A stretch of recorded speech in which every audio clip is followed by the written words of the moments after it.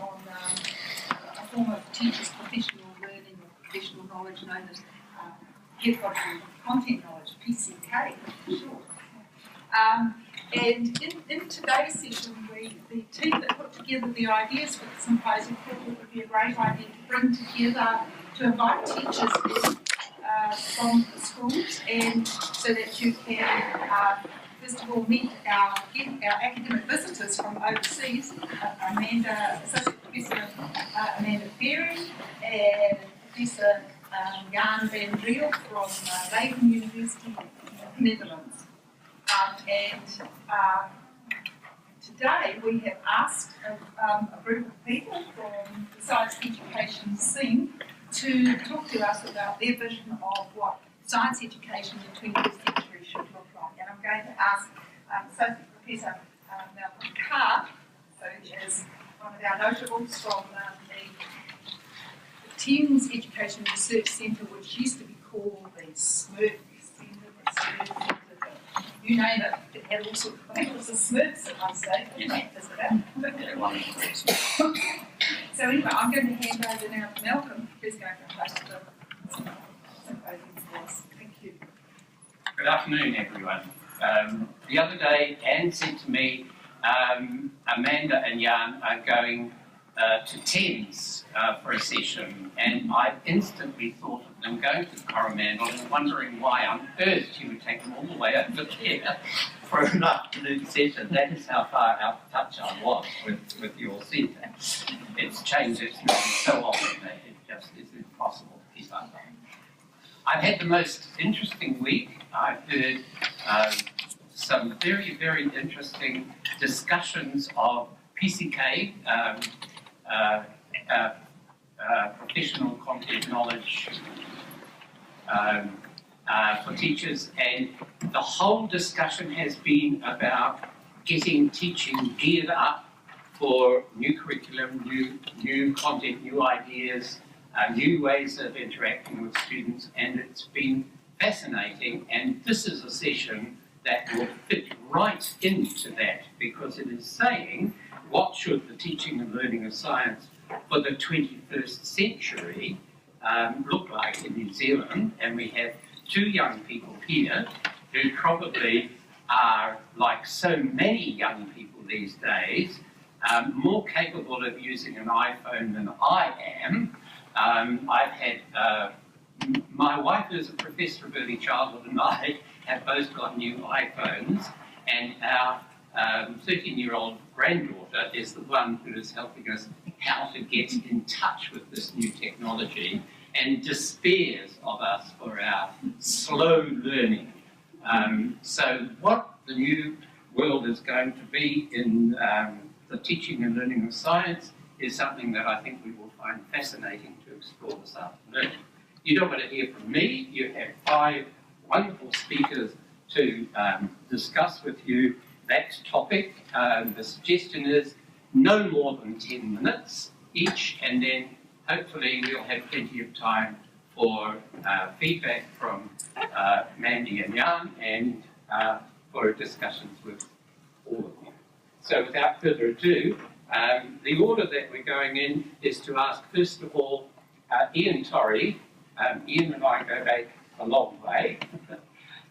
Ian has been hugely involved in all sorts of things, won substantial awards for his work in teaching science, particularly chemistry, which was my field, so I'm particularly warm and friendly towards Ian. So Ian, you have 10 minutes starting from now. My first involvement with chemistry education as such was actually working here at the SMERC Centre, as it was called then, with Malcolm. So we do go back a long way, because that was in the time of LISP. My background, just to tell you, I'm unashamedly a chemistry teacher now. I get very little time to teach science, because in the school that I teach there is so much chemistry. When I went to the school, it's a private girls' school in Auckland. Sorry, I know that doesn't have any of the nice trigger points, but when I first went there, it had very small numbers doing science. It was mainly languages and arts. Today, typically this year, for example, 60% of our Year 13 students take chemistry. We have a retention rate from year 11 to year 13 or similar sort of things. I tell you, the kids aren't naturally inherently any brighter than the kids in the state school down the road. We have just as long a tail, but our results would be probably on average, even allowing for that huge tail, 60% of the kids taking chemistry, which people perceive as a hard subject. Our cohort, as it on average, is probably about 50% above the national median. So I feel that we actually have something that we are doing there that is worth sharing because it works for us. Now, I'm not saying it's going to work in every circumstance, but elements of it will. So I just want to talk about how I see chemistry education going, and it is very strictly chemistry education, as I say, because I've basically been pushed out of science education for some time. I think, personally, we have to know where we've come from to know the way forward. So this is just, as I see it, my involvement. I've been teaching for about 40 years. So this is where I started, as I said. We started with list. Oops, sorry, I always push that thing. I don't want to. Go home. Sorry, new computer that's 2 days old, and it's really, really sensitive. Go back to everything. Go back to this one.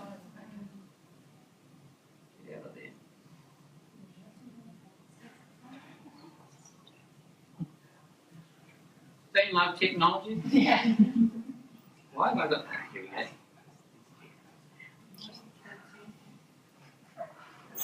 Why there's that little box coming up that I've never seen before?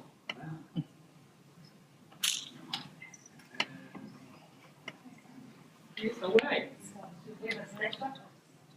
Yes, but just go on to slideshow, you reckon, and go from beginning? Okay, we'll do it that way.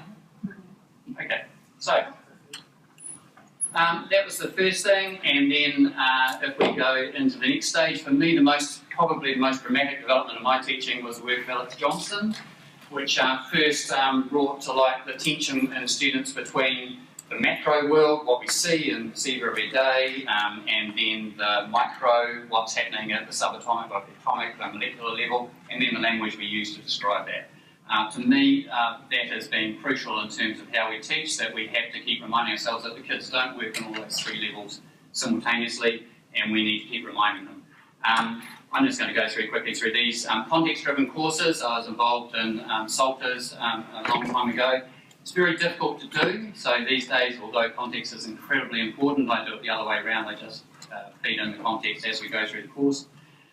For me personally, in terms of technology, animations, realistic animations were probably the first time that I felt that we could actually show students what actually occurs in a chemical reaction in a realistic fashion. And much of my last 20 years has been involved in that sort of aspect, and I'll show you a couple of examples later on just to show what we mean.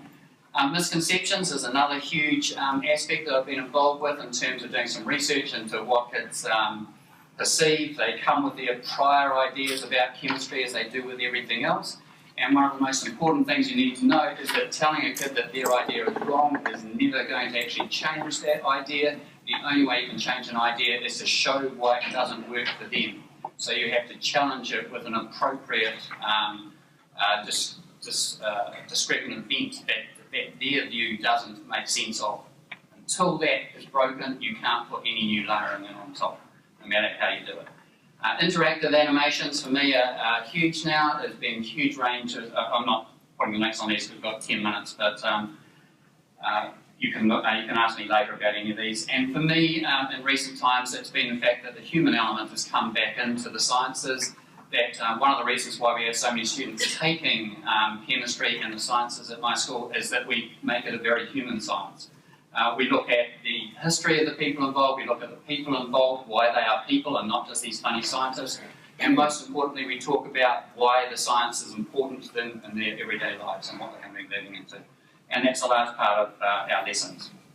And then we've had different learning styles like solo, POGIL, and we're experimenting with things. And today, of course, we have the issue of these things, which actually the bane of my life in terms of the fact that when everybody has something different and they don't all have the same technical capability, I just go scared. So I do think we've got a lot of frustrations building with that. So learning approaches, from my perspective, obviously there's been huge changes in the time that I've been teaching, and I always look at anything new that comes along. I'm an early adopter, but I only try it, and I then do some testing on it, and get some feedback from the kids. If I don't think it's better than what went before, I don't persevere. Much of what I do, I was doing 25 years ago, because it worked then, and it still works now. And one of the pleas I make is that you don't just think because something is new, it's good. That you actually, as a scientist yourself, rationalise it and say, let's do some work on this and say, is it actually better? Don't put some laptops into your classroom and say, oh, isn't it wonderful, we're using all these iPads, and you go along and look at the iPads and you could be doing it on a bit of paper effectively. And so sometimes I think we just make things to justify the fact we're using that technology. Technology is fantastic when it's used for what it's good at, not to use for its own sake. I often refer, I don't know that this is the right term educationally, but I refer to it as the Hawthorne effect. We get lots of times where we get really enthusiastic teachers, often young, because they don't know any better, that they spend tens of hours developing some new thing. They are passionate, they are enthusiastic, and they do some research onto it, and the results are great. I often suspect, having been involved with a number of those people myself, often that is actually the effect of the enthusiasm of the teacher and the fact that the kids are involved in something new and exciting. When it gets actually passed on to another teacher, who may or may not be that interested in it, a completely different group of kids that say, oh, this is just the way we're going to do it, it's nothing new or whatever, you don't get the same results. It's a bit like the placebo effect, I think. So I'm really worried about people that say, oh, this is fantastic and what have you, until I've seen it used in a whole range of different environments with different people, different backgrounds. It's got to be manageable and transferable. Again, a lot of those young kids I've worked with, young teachers, sorry I shouldn't call them kids, a lot of them burn out after 5 years. What's the point of that? It's a fantastic talent we have, and they get involved in something, and they spend so many hours, and then they get the knockbacks and all that sort of stuff, and they last 5 or 10 years in teaching and we lose them.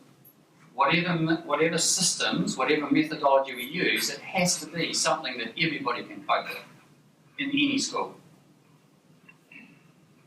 I said about don't use technology, and we need to base it on research.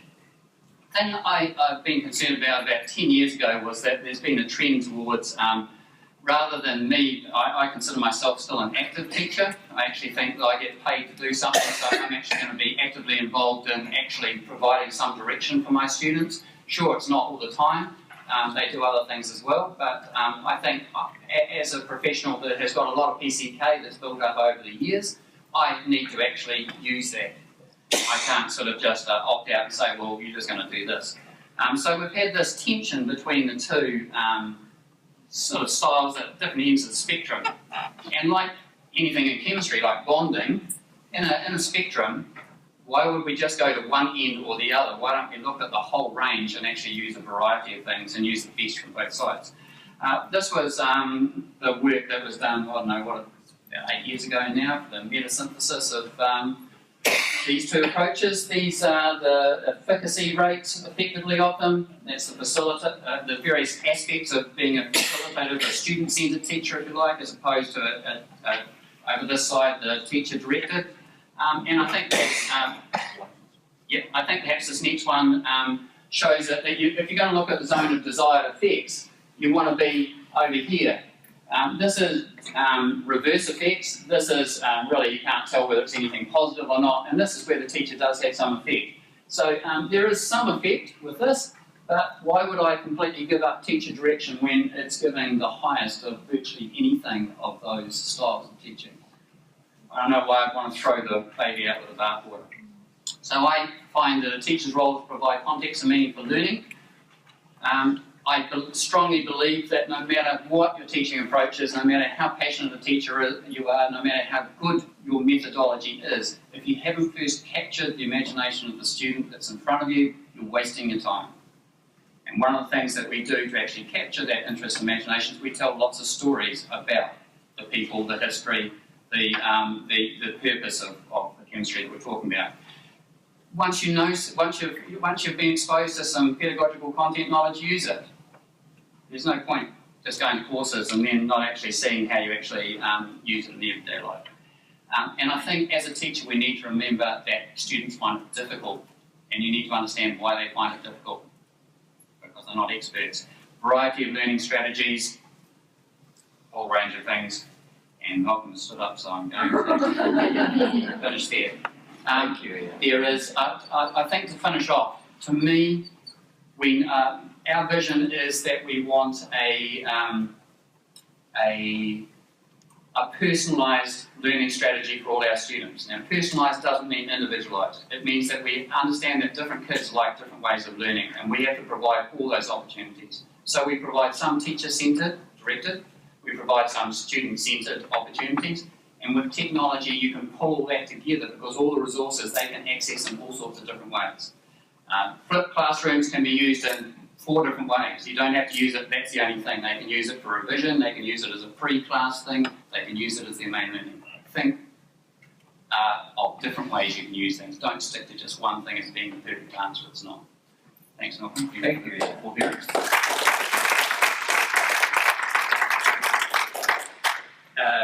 Now, our next contributor is Irene. Irene is the principal of Hillcrest Normal School here in Hamilton, and has been very much involved in education leadership and very many professional committees and groups. And Irene will look forward to hearing what you have to say about the topic. Just setting it up.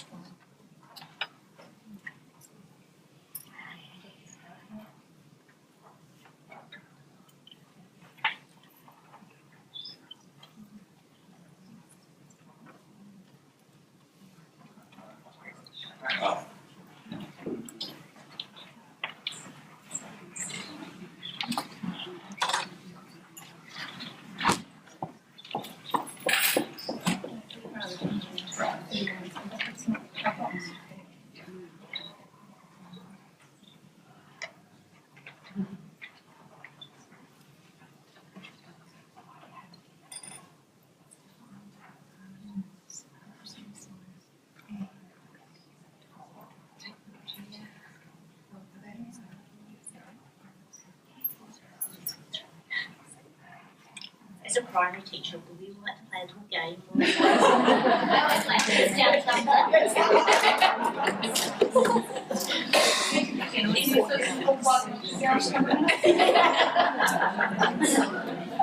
No, you talk quietly to yourself.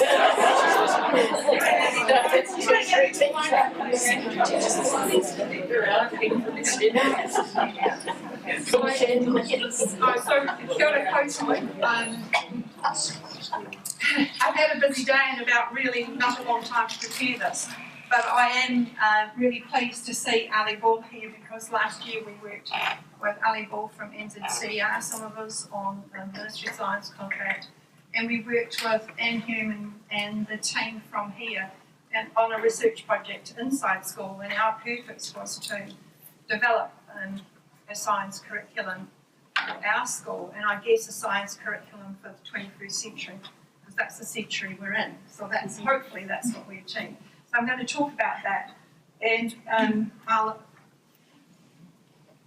the first is the statement about science. So what is the purpose of science? And underneath, and that's from the New Zealand curriculum, and underneath there is from the Hillcrest Normal School plan. So the acknowledgement there that it's more than content knowledge. So it's not just stuff we need to learn, and Ali will recognise that sentence as one of hers. It's a combination of the nature of science, the nature of scientific inquiry, which is the capabilities and dispositions, and that's Ali's work from last year in science concepts. So scientific inquiry is the word that we sort of kept in there. And so our job at Hillcrest was to try and build a coherence between the front and the back of the curriculum, and to give effect to that. So we looked at in science, looking at how the other curriculum areas connect to science, and linking that to our Enviro strand or piece of work. So our science curriculum has also got our Enviro curriculum linked into it, because that gives meaning. for our kids. And we're interpreting that alongside that, the competencies that children need for their lifelong learning. And I do wish I could see my notes, which are on that this afternoon. So one of the concepts that we felt was really important was flexible delivery. In our school, we want science to be visible in the curriculum, but we have to be flexible because teachers are busy. So we have an expectation that science is included in every term and teaching plans, so it's purposed every term, but it's in different ways. We've done that by taking the idea of regular snippets. So teachers can introduce things, quick things, and do them. Teachers can use the opportunities that occur.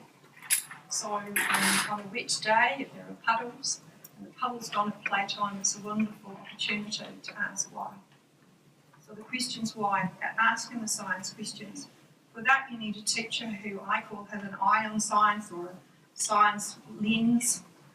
And I know Anne doesn't like that, she pulls me up that. So this is the inquiry stance, which is scientific inquiry. And in real life context, our school environment is a big learning environment, and it's immediate. You don't have to go anywhere, but you do have to be trained as a child to be curious. Many kids are curious, but they don't have eyes to see unless you give them those eyes. So it's making the ordinary extraordinary. It's creating that sense of wonder and encouraging through clever teacher questioning, scientific questioning, so that you get from children and you stretch them and you build on. For some of our less certain teachers, it is a discrete unit, which is very well scaffolded and supported, because they don't feel confident to do all this great stuff. And I call that curriculum blancmange, where it's a bit of this and a bit of that, and it usually reverts to language in a poem. And instead, I want science as the focus. It's often now part of a larger inquiry where the science concepts are still identified, and I use the word science concepts.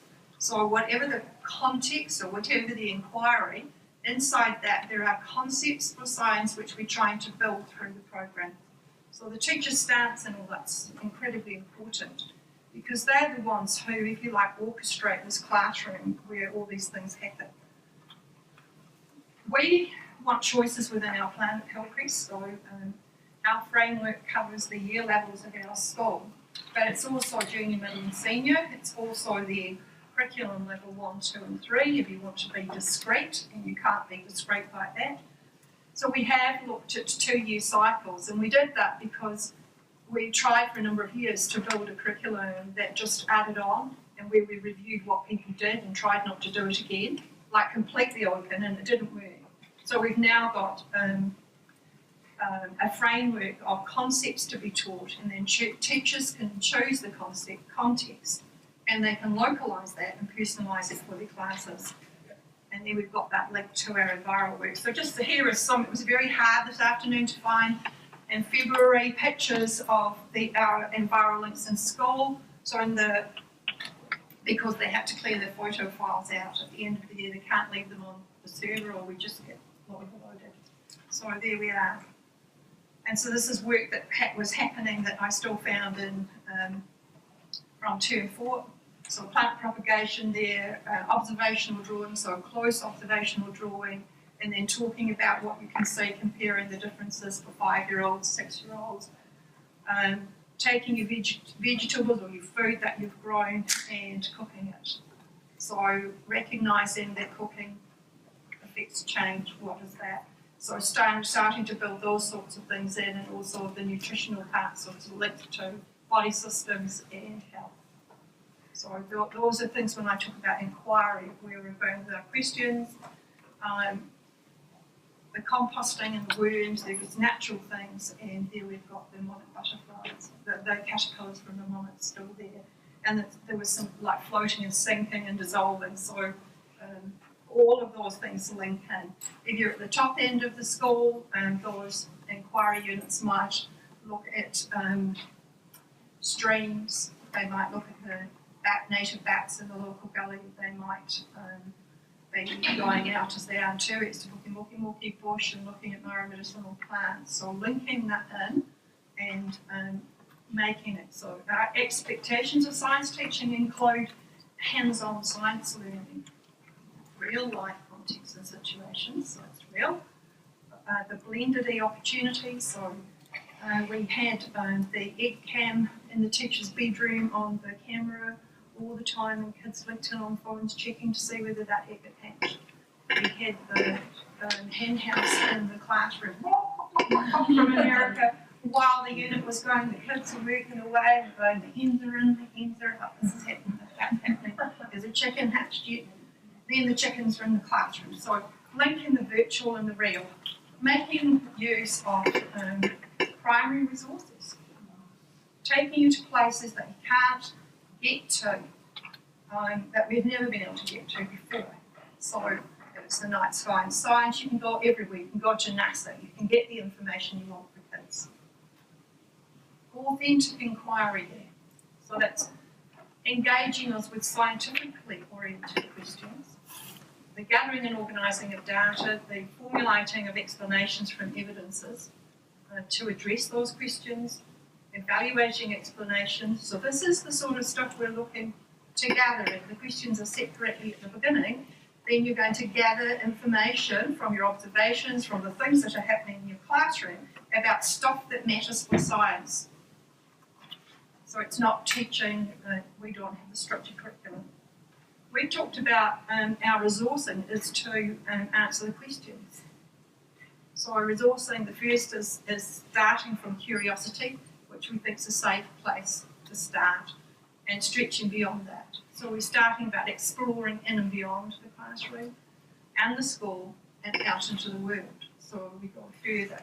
We're talking about reciprocal learner, teacher, student, engagement with the concept and the inquiry, and there's something else that I've forgotten about on the end. We're talking about learning that's supported by experts in the community, so they're supported virtually, they're supported in real time, and that leveraging of access to primary resources. So we're very fortunate, for instance, Angela comes in and does a whole butterfly project with us. Someone's dad, who's a chemist, comes in and does something else. The Māori elders will come in and help us with medicinal plants. So those kinds of, that expertise is all sorts of different expertise that we can access. And the idea of us sharing expertise as teachers and sharing expertise as students, student to student, teacher to teacher, teacher to student. So developing understanding through communities of interest, including blogging. So kids are blogging out to their parents are responding, other people are coming in from around the world, passing comments, and building ideas. So if you set the questions, you get the right sorts of blog things going. If you don't set the questions, they can drift off, then you have to pull them back. So that's what we're doing. So our idea there of capturing science learning, and that's just the statement taken from the end of our document there. So, and this again, Ali will recognise this from her book, which is that children will be at different levels of understanding within the different strands of science, and indicators of progress will be through each student putting more pieces of the puzzle together with added complexity, and that's the teacher judgment from science stance. So evidence of student learning comes directly from the application of science inquiry. Increasingly, this will be enabled, and it's undertaken in a variety of ways. So I can't say, and we're developing it. So we are in our first full year of implementing the plan that we spent a year developing and working and reviewing through with teachers. This is the other side of it, which is the capabilities link. So whilst we're doing this, what are the sorts of people we're trying to develop, and how will we know about this? So these form part of teachers gathering evidence about the learner.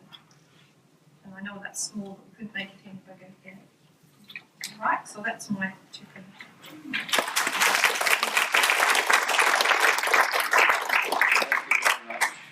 Irene,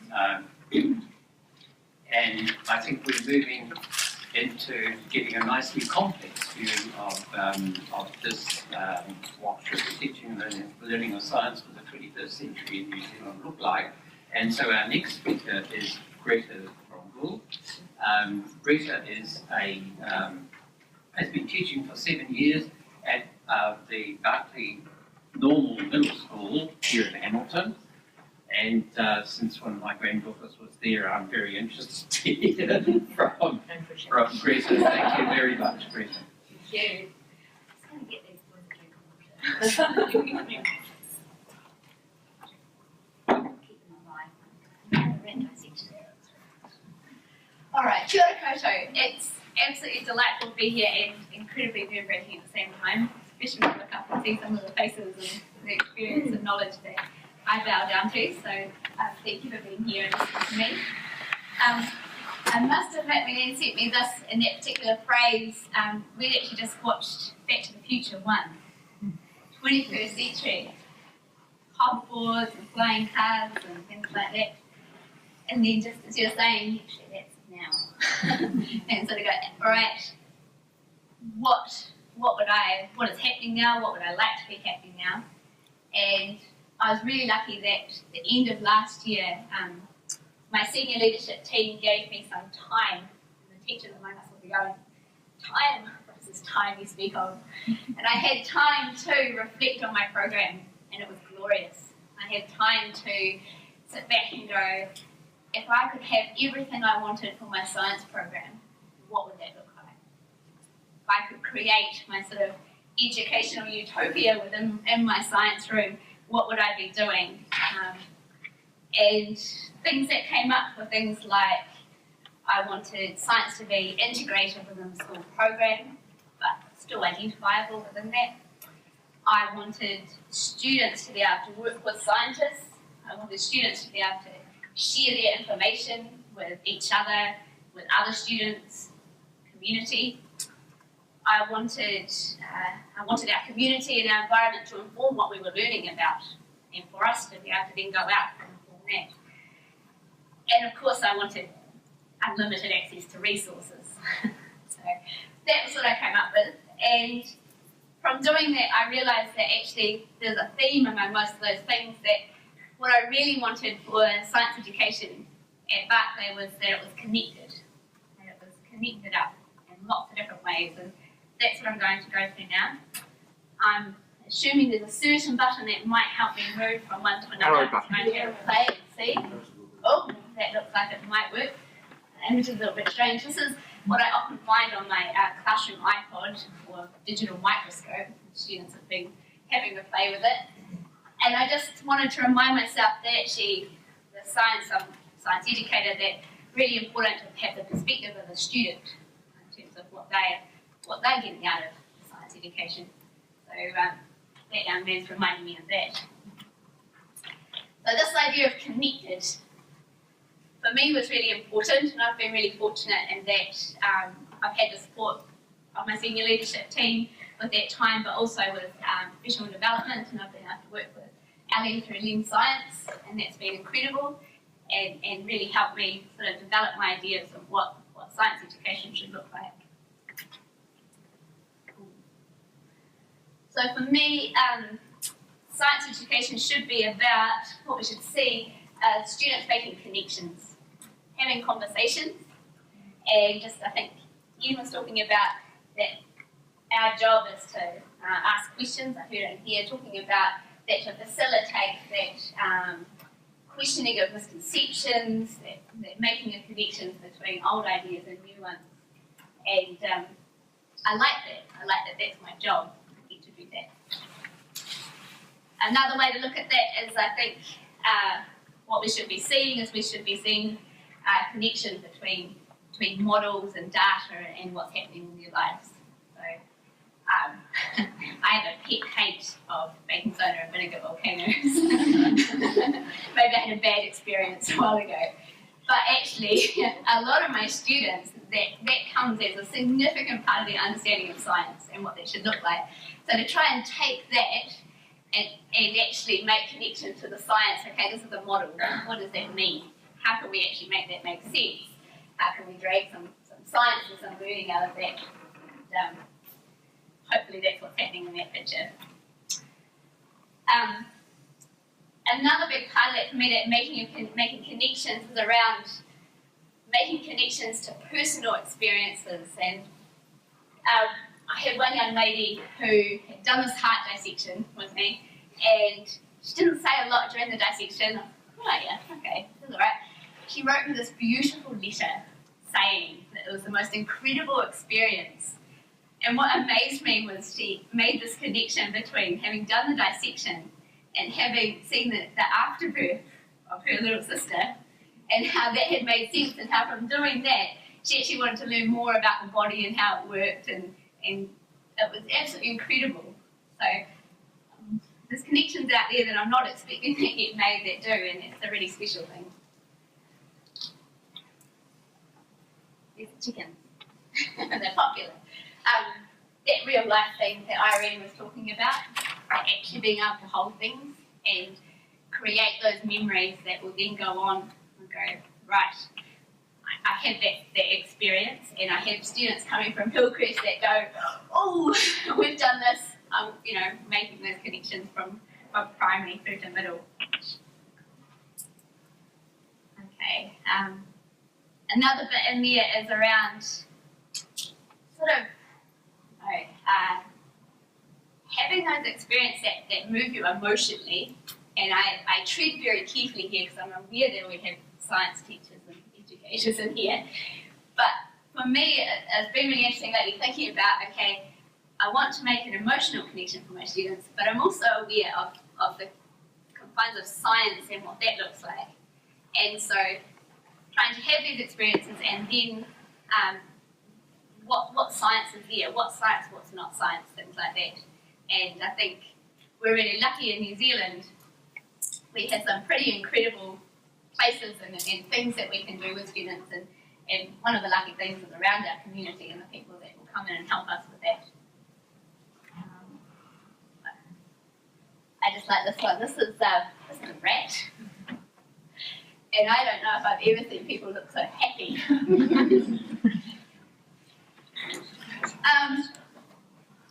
Something that's been really interesting at our school at Barclay, the last few years we've become an international baccalaureate school and started working in themes, and I know that idea is not only one idea of working in themes, but I've seen as we've moved into this a really lovely sort of synergy of moving between being reasonably independent with our specialist subjects to then being able to build on what each other's learning. And I've been really lucky this year to be able to work with classroom teachers a bit more closely, and excited about where we can go with that. I'm still very early on, and hopefully having some conversations with Ellie shortly, look at developing that. But I think that's a really interesting area. I think we've got there's knowledge, but there's IB does the sort of cross subject concepts that can be really powerful, and it's definitely something I didn't experience at school, but hopefully these guys will come out with some of those understandings that mean that they can sort of have the big picture and also know when to zoom in and know what tools to use to zoom in on different things. So there's science ones, be able to do that, and be able to move between them I think is really important.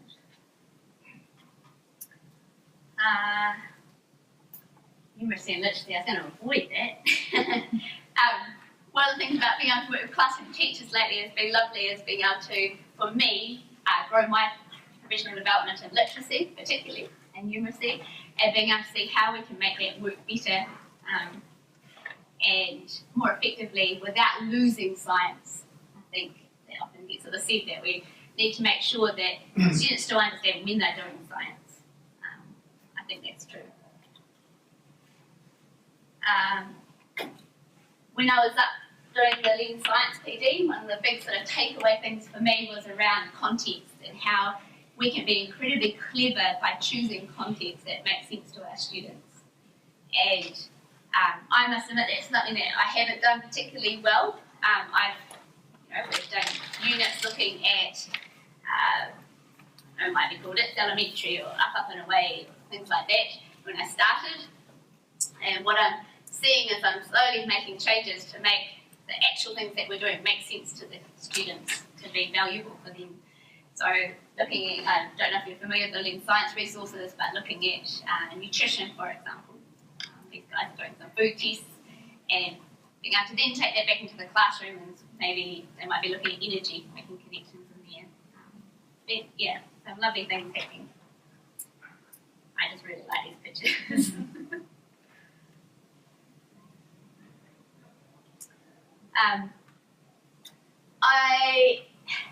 Most of you that have been part of Barclay will know the Aongatiti tramp. And what I think is something valuable and what we should be seeing is that connection to our environment. What's great being a specialist teacher and knowing that all these students have had this experience is to be able to refer to that to make connections. And I think I've been able to do a lot with that. And those camping, those outdoor hands-on things are just really essential for students to be able to make those connections that make sense.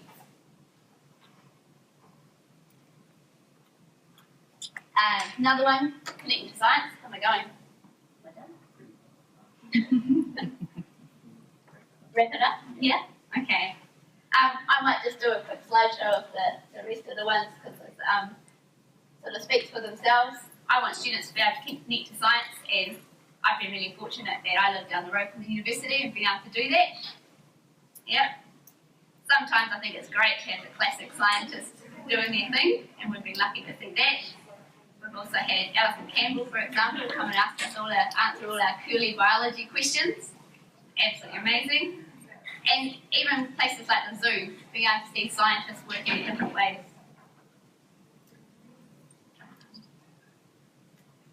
Like the idea of, that we'll be seeing in science education, students linking those ideas to careers, that they can see themselves in science and see themselves working in science. A lot of them, not a lot actually, it's a complete lie. A lot of them come to me loving science, but some of them come saying that they don't like it. Very few don't like it. When you find out what they understand of science, it's very, very limited. And as you say, actually, you pick almost anything and we can make a connection. We can make it make sense to you through what you enjoy and what careers you might want to go through. And I'll finish on that one. I would like science education to be connected and for our students. Thank you.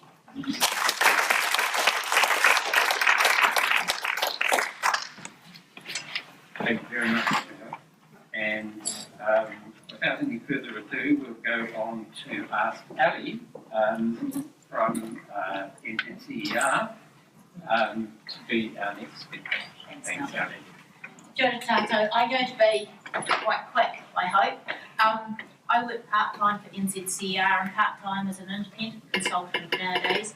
My thing is primary science, education and future-oriented curriculum. So when I'm asked to talk for less than 10 minutes about what a future-oriented science curriculum might look like, that's really hard for me. And so you don't have to sit here forever listening to me rabbit on. What I've chosen to do is to read a small part of a presentation I did last year, and I want to pick just one thing out of this presentation. The presentation was actually called Building a Future-Oriented Science Education System, but there's just one thing that I want to focus on, and that's teacher thinking and thinking differently about what we're doing, because hopefully we're going to have time for some discussion and questions because there's so much expertise in this room. It would be great to get a conversation going.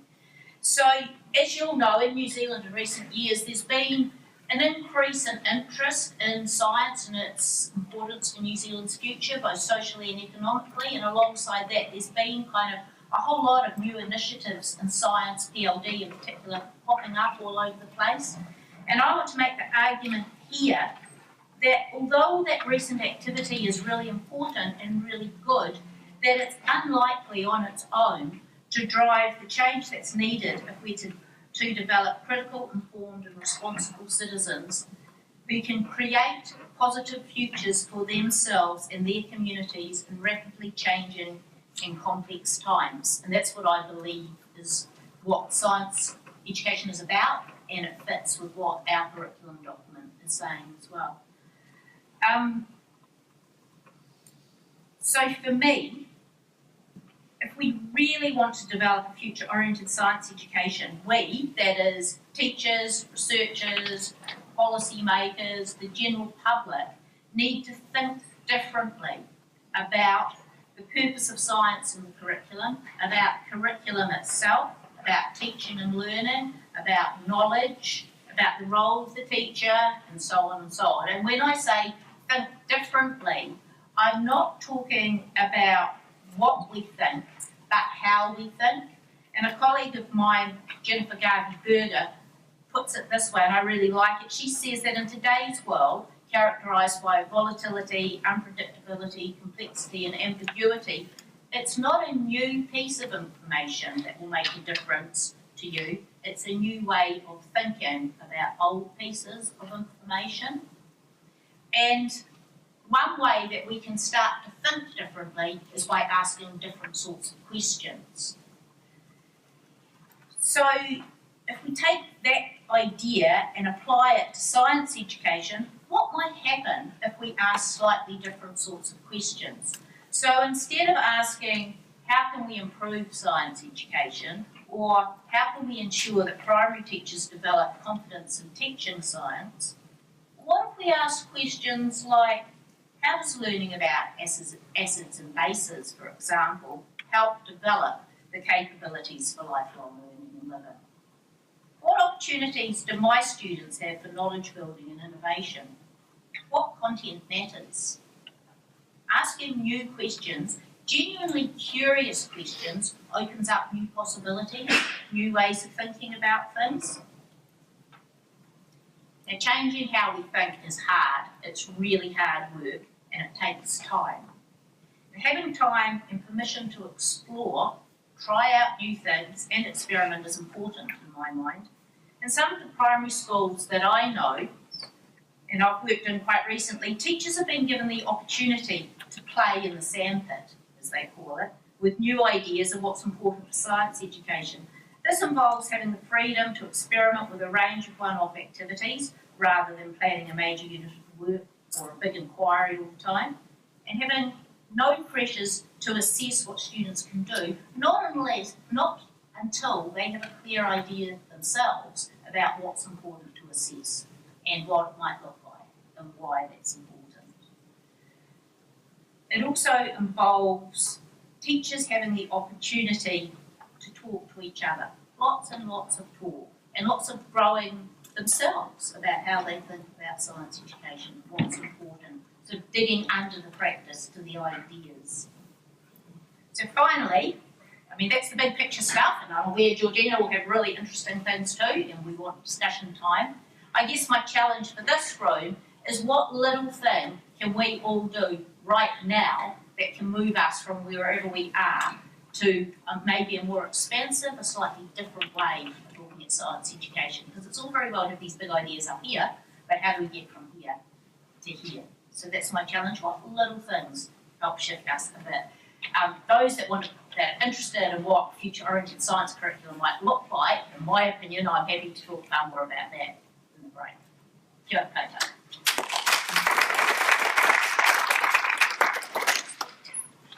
Thank you, Ali. When I was a doctoral student in London, I had a friend who was a theoretical physicist, and he used to go to Italy every year to meet up with all the top dog theoretical physicists in the world. They had a symposium in Italy, and I said to him at one stage, what in God's name did you do with all of these people who are so high powered? And he said, one of the things that we do is we sit down and we say, we've got to have silly ideas, in the sense of we've got to break away from thinking about everything in the way that we've been thinking about it, because we're not moving anywhere. So let's have sessions where we throw up silly ideas, because we ought to have silly ideas that will be productive, because we know enough to know what's silly enough to challenge us all. So I like your idea very much, and I assure you that it's one that even very, very powerful theoretical physicists do occasionally. So, our next and last speaker is Georgina. Kia ora, Georgina, great to have you here. Georgina has much experience in the whole world of teaching maths and science in Te Reo. And Georgina, we look forward to what you tell us. Tēnā koutou katoa, ka mihi atu kia koutou, me ngā kai kōrero I mua hau. Mihi hoki kia koutou katoa. With only 10 minutes to go, I won't do much about a pepeha, but I'll let the picture speak for me, my kind of. I wanted to present, and I'm really blown away by the quality of the speakers that we've already heard, but I just wanted to present a slightly different view that comes from somewhat of a different perspective and a very challenging problem, which is the participation and the abyss really between Māori and the world of Māori and the world of science. So the title of my slide is an original concept that I developed through the course of my doctoral work, which was based here at Waikato. And it started from the components that I'm going to present in these two slides. The first being kaupapa Māori, which I assume that most of us who are in New Zealand education will have some familiarity with that term, kaupapa Māori. Graham Smith was one of the originators of the term and of kaupapa Māori theory.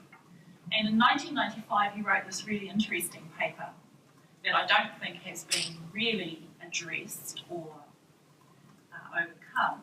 And the name of the paper was Falling Through the Cracks of the Constructivism Debate, the Neglect of the Māori Crisis within Science Education.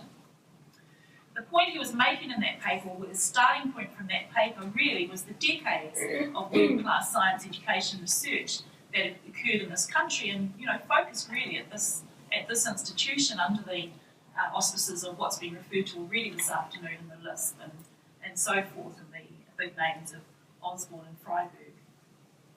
But despite all of that research, the point that Graham was making was that there had been no specific attention paid to the problem, which he termed a crisis of science education for Māori.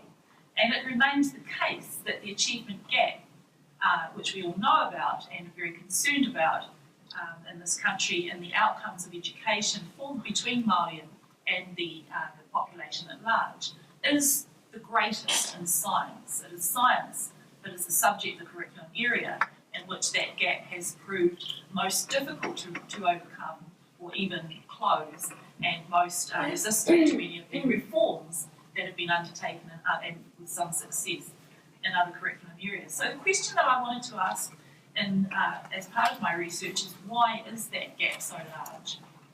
And the answers that I think start to answer that are partly about the high literacy and numeracy demand, which sort of work together in science, but also beyond that, a subtle alienation that is brought about by the underlying Western science message in the science curriculum.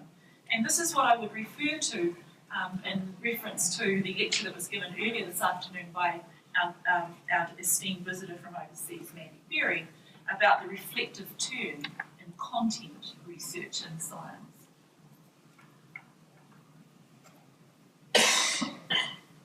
So that was the idea about kaupapa Māori. And then I want to just, in this slide, look at for a few minutes at this idea of Māori science, because the idea of Māori science carries a great deal of weight in the community, both amongst Māori and also amongst non-Māori.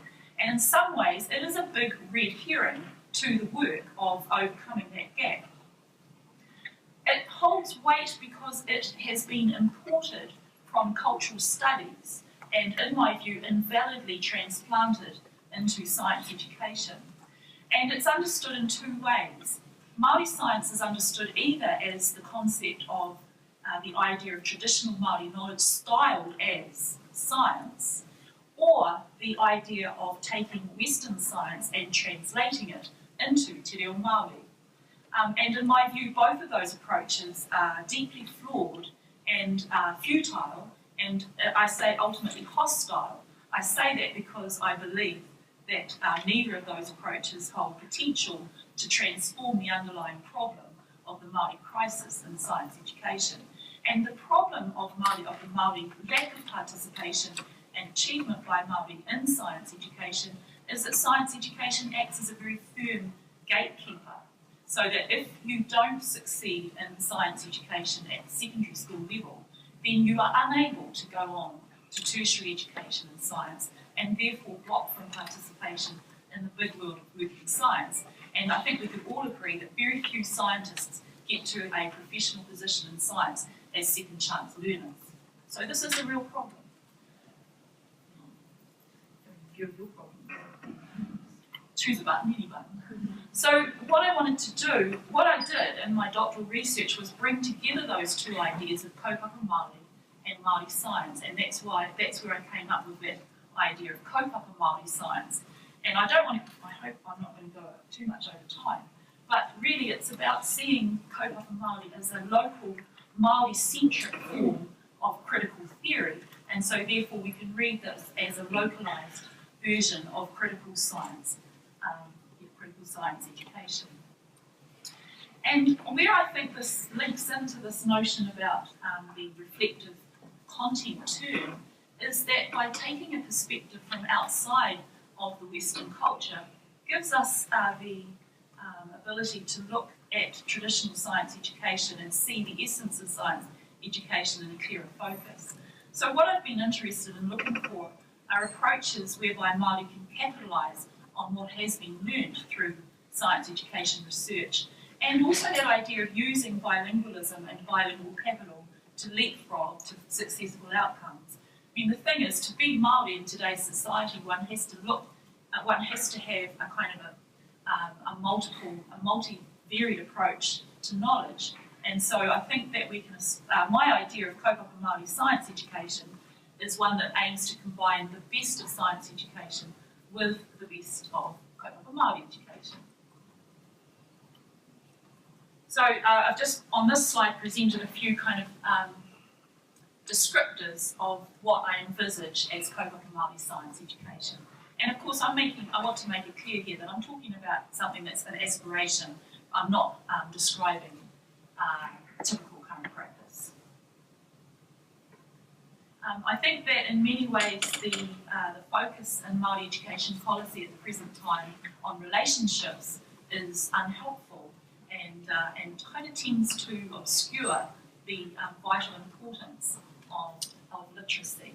And if you want to ask me about the long brown tail, I would say that we should celebrate the long brown tail because it is a big part of who we are as Māori, and it speaks to a different linguistic cultural heritage for Māori, and that's not something that we want to have erased. But underlying that, and coming back to the point I made earlier, is the focus on socio-scientific issues and the nature of science. And the nature of science as it's presented in our current New Zealand curriculum is, in my view, a very superficial approach to the nature of science.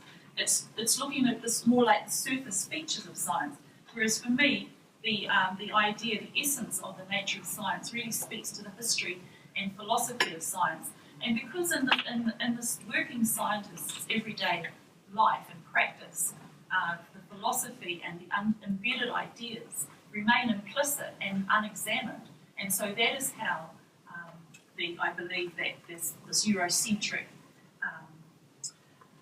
embedding can be transmitted. And really, we have to examine and deconstruct and unpack the way in which science is seen as somehow belonging to the West, and therefore the message is given to non-Western students in the classroom that they really don't belong there. So I think for me, and I just really want to acknowledge the speakers from the primary school, and Irene, I think it is, for your mention of kaumātua elders looking and going into the bush and looking at the Māori medicine trees and things like that, because I really think that the hope for Māori science education lies with the primary school. It's there that this abyss between the Te Ao Māori, the Māori world, and the world of science can start to be bridged by such wonderful, rich, engaging, student-led programs. Nō reira, tēnā koutou, kia ora mai tātou.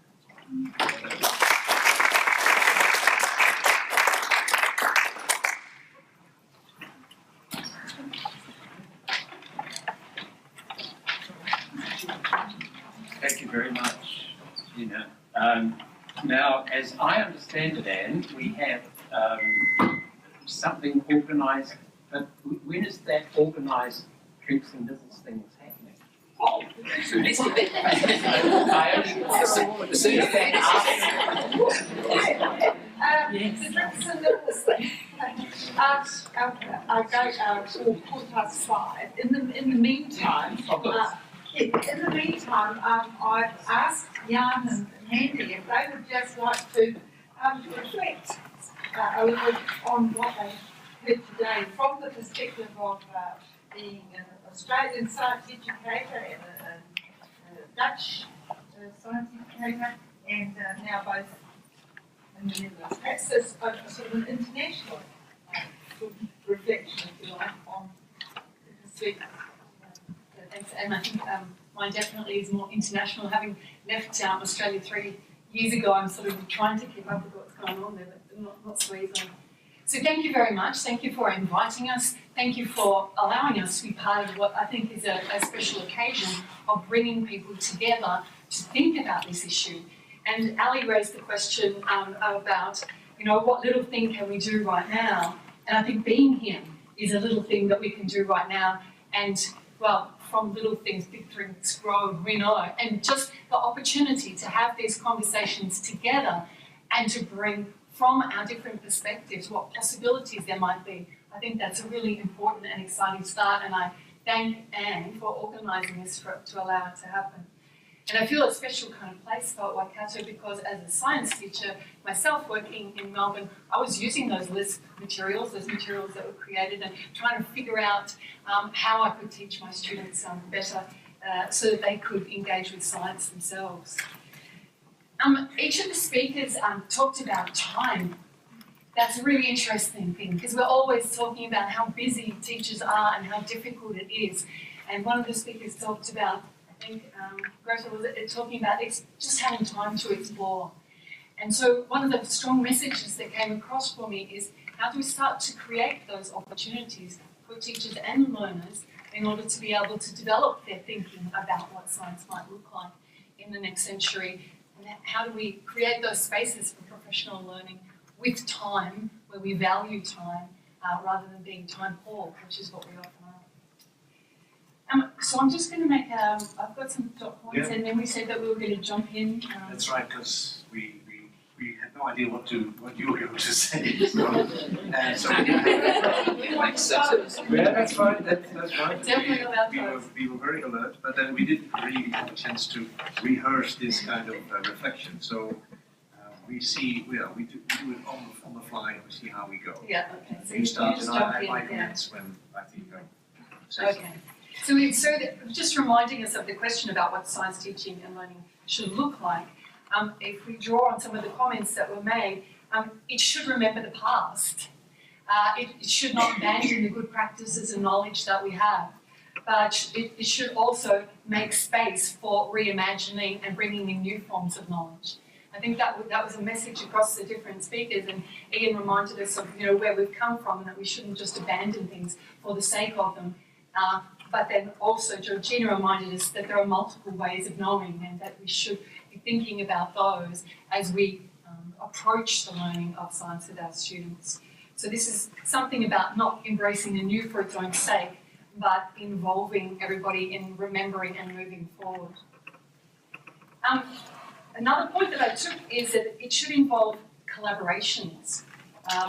The teaching and learning should involve collaborations and between different groups of people, between primary educators, secondary educators, between scientists, parents, the community and researchers. And it was really nice to be hearing the stories about having Anne, for instance, come into the school and working with the teachers to develop a whole school approach related to teaching and learning. So that notion of collaboration also helps to drive forward a sense of coherence about what is it that we're trying to achieve in developing an agenda for student science learning.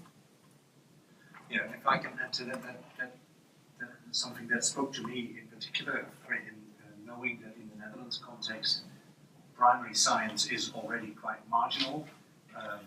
So primary teachers struggle usually to make science, incorporate science in their work, and they're usually left on their own. They usually have very little resources that they can draw from, and the little context with, for instance, with secondary teachers in the school and maybe in the same road that they would like to work with to develop an early science curriculum, for instance. And the same goes for secondary teachers who, of course, they have each other in the same school, but the connection, for instance, between secondary and university education for teachers is very problematic. So it leads to a situation where people at university teach science in bachelor courses without having even the slightest notion of the kind of science that was taught to these students in secondary education, and they have all sorts of ideas about it, but they rarely go into schools, they rarely meet secondary teachers, and vice versa. Secondary teachers prepare students to go into tertiary education without having a good notion of what's actually going on in the universe. So to bringing together, to make connections between these different worlds, because that's why,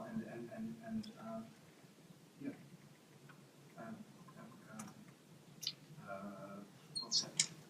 The isolated situation, just change the isolation that many science teachers feel, not only science, but science teachers in particular, feel often are in an isolated situation in their own context, and I was really happy to hear in some of the presentations where an attempt is made to bring those worlds at least in contact with each other. And acknowledging those different sources of knowledge. Yes, that, yes. You know, parents and elders and scientists bring different sources of knowledge, and those knowledges can come together in ways that hopefully will promote students' curiosity and promote their motivation to learn as well. One of the points as well that spoke to me was that learning should be responsive to students and their worlds. I mean, it kind of goes without saying, isn't it? We always talk about it should be responsive to students and their worlds, but we have some really nice examples of the ways in which the diverse worlds of students have been brought in by the speakers, and the ways in which we can connect the different worlds because of the sorts of technologies, for example, that might be available to us. So I know I teach student teachers in Holland, and they can connect up with kids in India to talk about what is it like to go to school there. And we heard about the chickens, for example. We can see them virtually as well as hear them and feel them. And those sorts of ways that help us to be able to think about what are the different sorts of worlds, the micro worlds and the macro worlds that we're living in. And through the thoughtful approaches that teachers can choose, how we can bring them into the classroom or actually visit them from being somewhere else. So that's about responsibility. Yeah, and related to that, I'd like to respond to what some of you brought up, is the notion of science being much more than content. And I was raised as a student, and also when I did my PhD, there was a strong emphasis on the concepts that kids needed to learn and all those misconceptions that we should get rid of and all that. And what I see here, what I hear, and what I appreciate is the notion that science is not content as such, as isolated concepts or a conceptual framework of something, but it exists in history, but it exists in a certain culture, and it exists in context, and it is vital for science education to make connections. The word connection was very strongly emphasized, of course, in Greta's presentation, but that spoke to me how important the importance to, because many kids, also the kids that I taught when I was a chemistry teacher, even if they did understand the concepts, they felt oftentimes alienated from the stuff that I was doing. You know, okay, redox reactions, so what? I mean, yes, okay, we can learn it, we can get a good result on the test, but why? What does it matter in our world? And of course, that brings the notion of making those connections, being sensitive to kids' culture, and especially, of course, in a growing diversity where kids come from. Also in the Netherlands, we have kids from very different backgrounds, and it makes the job of a science teacher, of course, challenging to make those connections, but to be responsive to those, I think, is really vital if we want science to make sense to students in their lives, not just at school, but also later. Well, then that links nicely to the idea that this kind of teaching and learning requires expertise on the part of the teacher. Yeah. And that expertise needs to be developed in particular ways. And so Ian raised the point about the difference between the facilitator and the teacher and the activator. And sometimes my student teachers say to me, oh, I didn't do any teaching, I'm just the facilitator, or I stood on the side and I let them do it. And I said, no, actually, you're making decisions about what you're doing and why you're doing it for particular reasons in order to facilitate the learning of others. You do have an active role, even though you're standing to the side of the class. And I think we have to really remember those things when we talk about teaching in order to represent it well to those outside of the community or to parents, etc. And the ways in which we prepare teachers to not only have that knowledge, but also dispositions that allow them to be able to engage in the kind of science that we want, to have a disposition to be a curious learner, to ways to foster those kinds of dispositions in their students as well.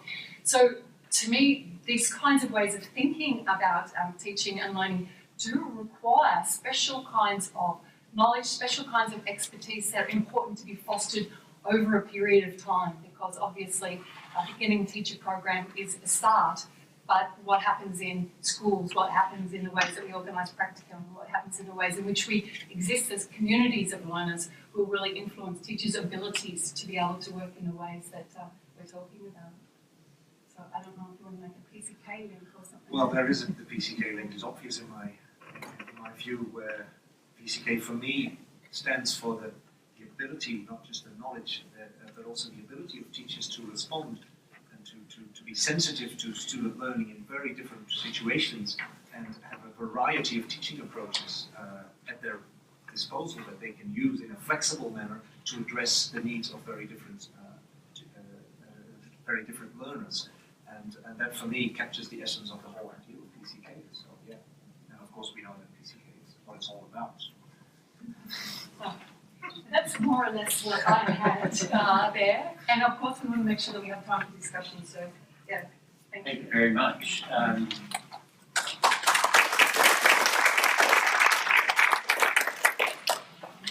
The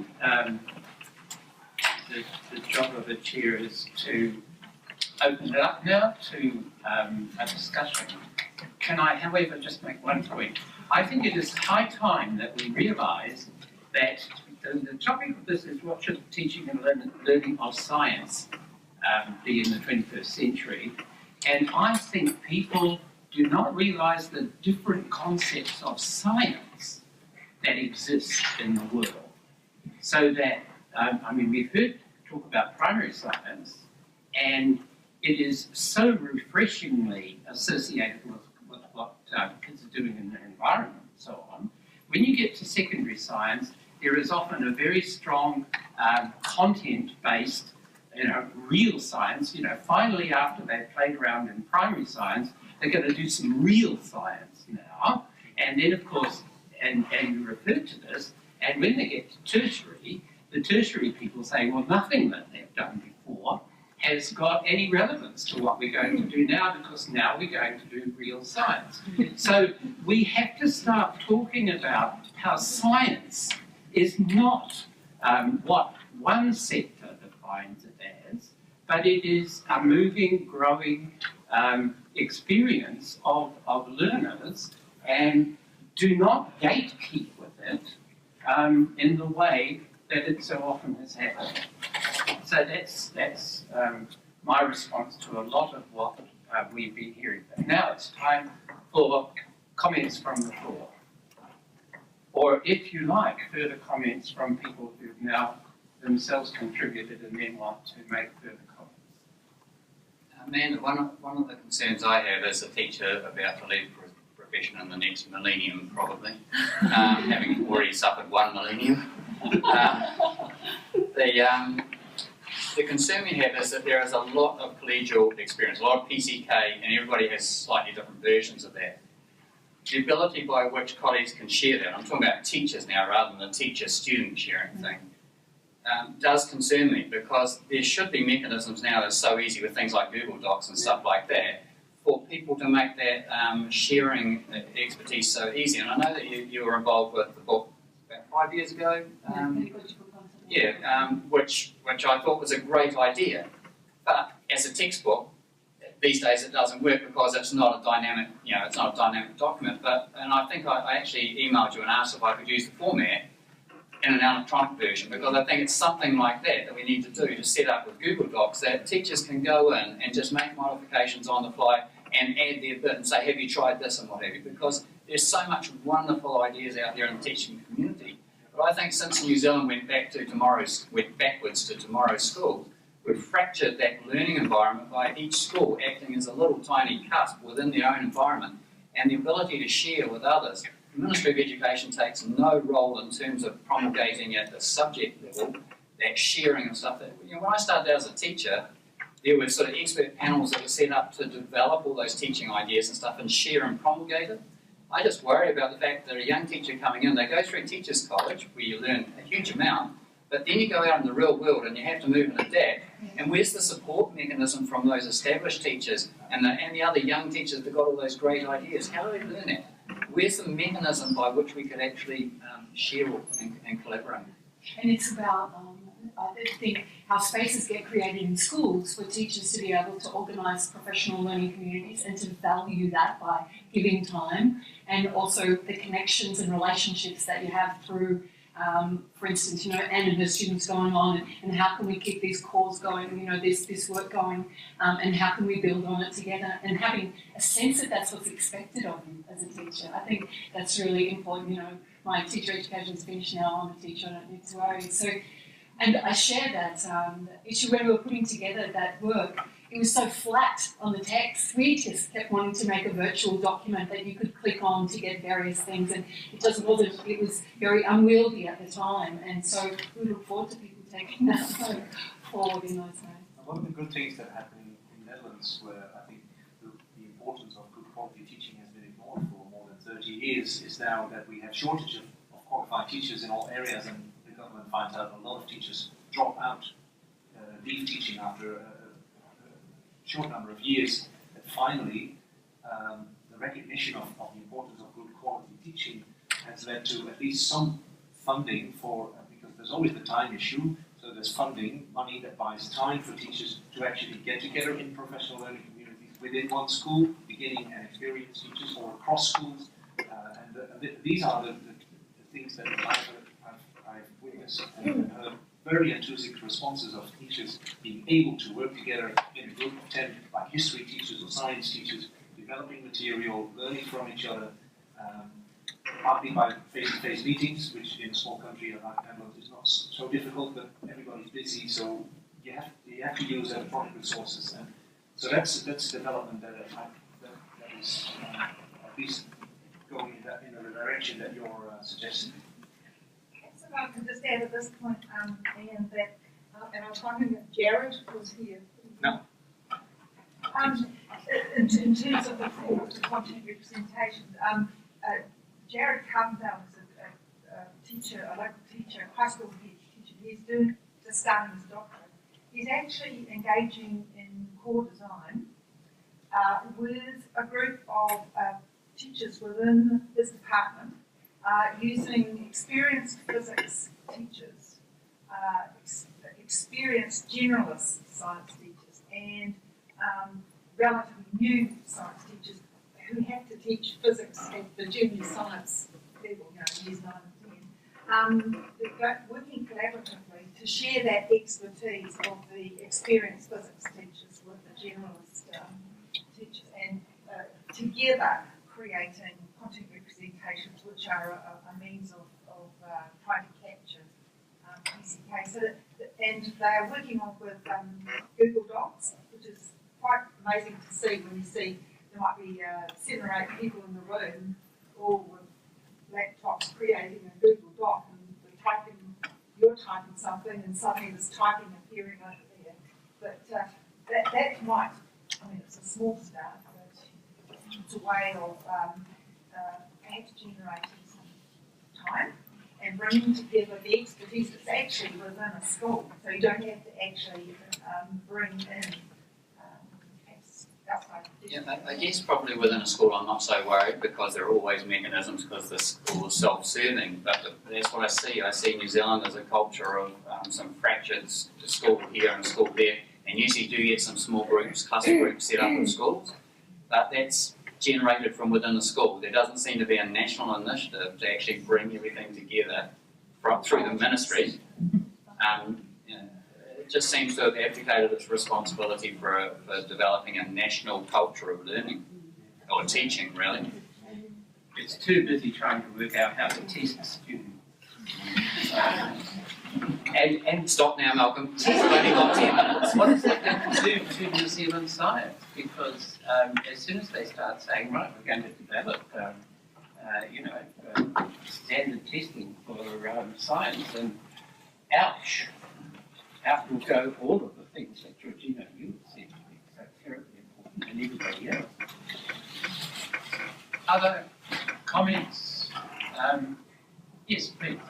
I'm Chris from Tauranga, who came over this time, was invited. A few years ago I felt, a lot of the same issues, secondary teaching, biochemistry for 15 years, a lot of that time was HOD, Village, Hill School in Tauranga, but really concerned with the lack of science happening in our local primary schools, and was looking for ways of supporting primary teachers. So I actually left teaching about 18 months ago and set up the House of Science in Tauranga. Some of you may have heard of it.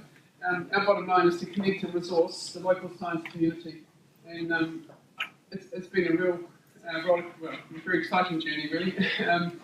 Financially really stressful because the government's not prepared to pay us, but we've set up a charitable trust, and we do have regular meetings of all the local bio teachers once a term, the chemistry teachers once a term, the physics teachers, the primary year 1 to 4 teachers, the primary year 5 to 8 teachers. We have speakers from local industry come and connect with those teachers at those sessions, which is just a 2-hour after school thing on Thursday. We have developed a resource library, very old school boxes of gear that go out to primary schools, delivered to the school, collected again from the school and topped up and checked and ready to go out to another school the following week. The model is extremely popular, it's growing so fast, it's quite scary, but we're now setting up branches around the country, which is really exciting. I will be applying for that fund that's just been released through MB, and hopefully get some money to support this. So maybe one day there'll be a House of Science in your neighbourhood too. And I think it's a really good model, it's a very low cost model, and it's facilitating that sharing and connecting and the sharing of resources. It's really exciting. So I just thought I'd throw it in there, it's a positive story. I don't want to blow my own trumpet, but I am. But it's just, I was at a point where a lot of you are very frustrated with the status quo, not seeing any light at the end of the tunnel really, and thanks to a very supportive board of trustees that gathered around us, I was able to just think about it. The comment I'd make, I happen to be married to Margaret Carr, who's early childhood, and has set up the whole learning stories approach to early childhood, and talks about dispositions, which Mandy also talked about. And you see, one of the things that I think is a problem about talking about science in education is that people don't talk about the dispositions that students are developing when they're doing primary science, which other people say that's not really science.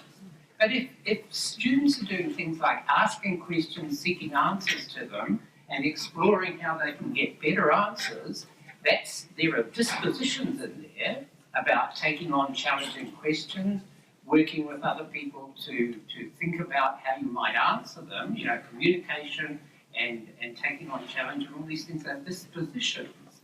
They're not content learning stuff, but if students have those dispositions, they can tackle other things when it comes to, they can handle the information that's coming in. And I think, I totally agree with Georgina about getting a view of Māori students not doing science as not being, in a sense, a huge failure, but we should be asking, so what would they do that would give them the kind of introduction to science that isn't science, but it is developing the dispositions that they will need to be scientists.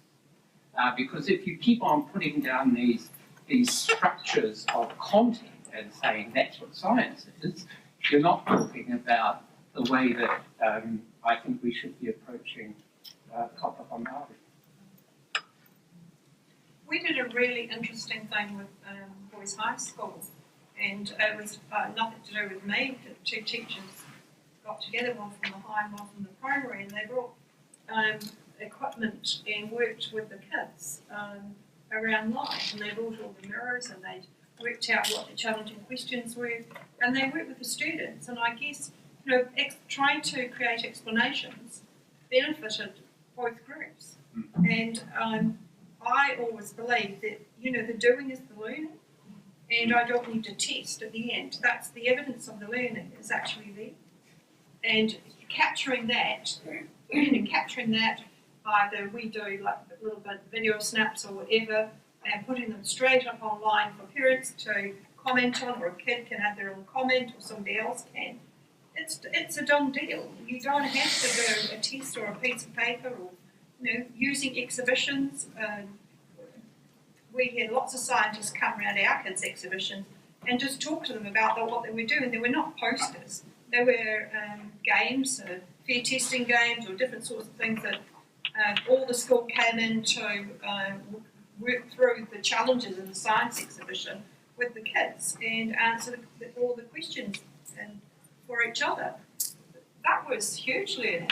You know, so I don't go with testing. I hope we never have to, but at the end of the day, you do have to, as a teacher, know what you're observing and dispositions. The disposition to learn and the ways that you talk to each other and what you're thinking is really important. And with the answer to the question why is always the one that gives you, whether you've got someone who's thinking at a high level or just giving you one fact, you know. So we always say, what's the answer to the question why in this work? How are they doing it and why? What are they doing? Well, I'm going to draw this to a natural end, I hope now. In that we're going to retire very shortly over to the staff room, the faculty staff room, and enjoy some wine and beer and oranges and few things. But before we go, I wonder if we could just put our hands together and say a big thank you to our guests, speakers, to Malcolm, to Sherry, and to the discussants who gave us a summary, if you like, of some of the key things. So thank you very much.